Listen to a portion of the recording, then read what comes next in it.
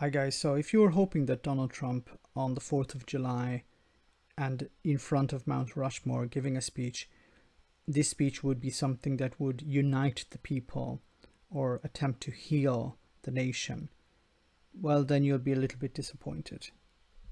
In our schools, our newsrooms, even our corporate boardrooms, there is a new far-left fascism that demands absolute allegiance.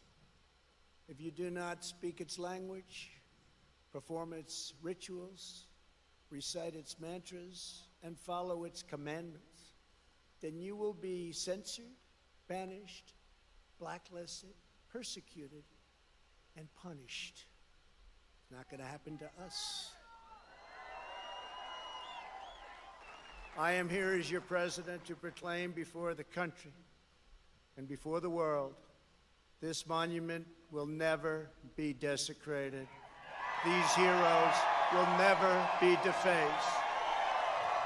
Their legacy will never, ever be destroyed. Their achievements will never be forgotten. And Mount Rushmore will stand forever as an eternal tribute to our forefathers and to our freedom. Okay, but I don't think there's anyone asking for Mount Rushmore, the monument of Mount Rushmore, to be pulled down. But aside from this, even if there were, those people are irrelevant. And the bigger problem here for Donald Trump is that he is ignoring the people who got him into the White House. See, the problem at the moment is he's focusing on this so-called culture war. And why is he doing that? Because most of the information that Donald Trump receives is via Fox News. And Fox News is pumping up this so-called culture war because it's good for ratings. The right wing are going crazy over this. They're going on Fox News, watching Fox News videos on YouTube or on the TV, and the ratings are quite good because of these hot button issues. But they don't demonstrate the reality of the situation in the US at the moment. People are concerned about whether they can pay their bills. They're not concerned about monuments. They're concerned about their mortgage. They're concerned about debts. They're concerned about their job. They're concerned about their children's future. They're concerned about the bills, this pandemic. Can they return to their work in the future? Can their children go back to school?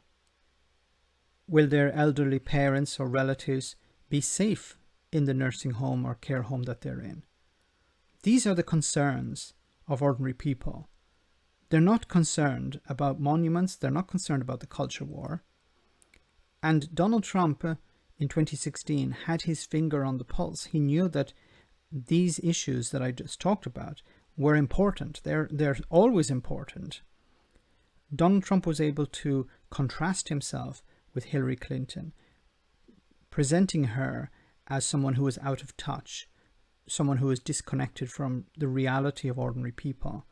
Donald Trump was not an emulation of the poor, but he was able to present himself as someone who was listening, someone who cared about the poor, cared about the working class, the iron workers in the Midwest or the people of Detroit. He was able to present himself as someone who cares, someone who will shake up the system. Of course, that was all a big lie. He didn't do anything like that.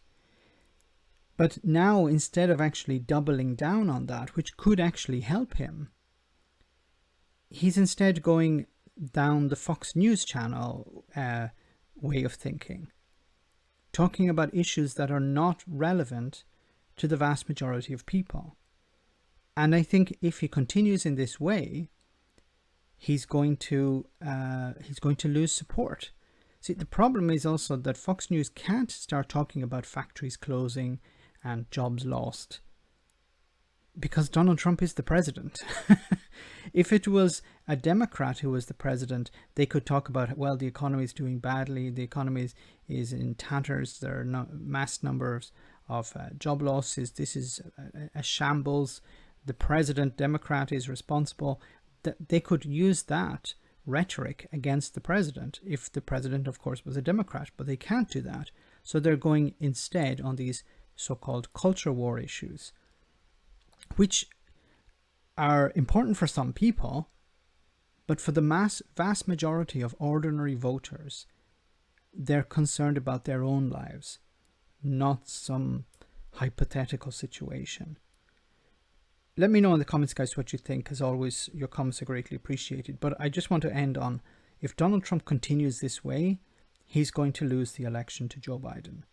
Joe Biden basically has to sit back and allow Donald Trump to fail. You know, the old saying of never interrupt your enemy when he's making a mistake. And that could be applicable to Joe Biden as well. Let me know in the comments, guys. As always, once again, your comments are greatly appreciated. Thanks a lot. Why not become a Patreon and enjoy access to our Discord server where we share news, chat, and have some fun. If you become a patron, you can also make video suggestions on topics that are important to you. Check it out via the link in the description.